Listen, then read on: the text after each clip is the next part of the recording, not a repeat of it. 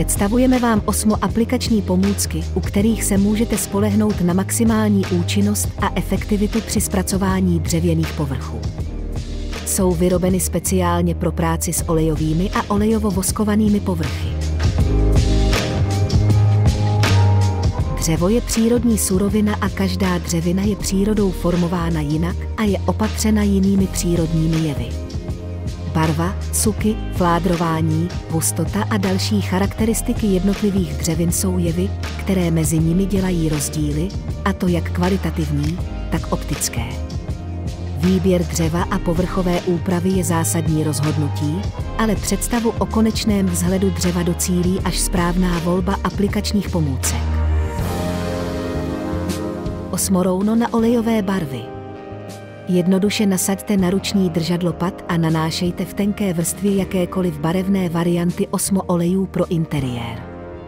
Vykreslí dokonale fládrování a žilky dřeva a zanechá dřevo pouze s jemnou pigmentací. Výsledkem je lehce mořený vzhled.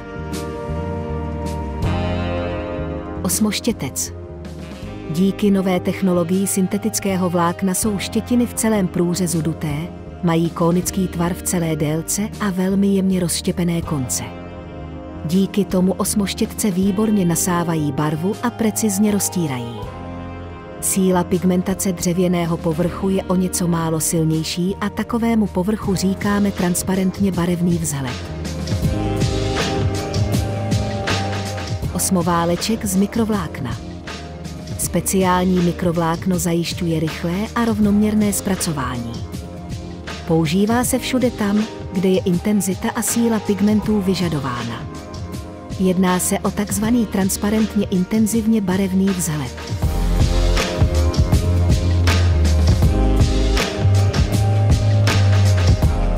Vzhledem k tomu, že osmooleje schnou oxidací, zajistěte během schnutí dostatečné větrání.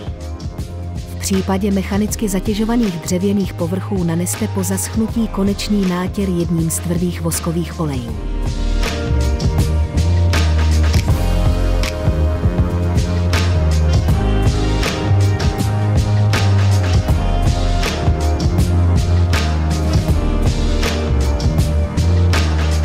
Veškeré 8 aplikační pomůcky jsou k dostání u všech autorizovaných osmoprodejců, jejichž seznam naleznete na www.au-mex.cz.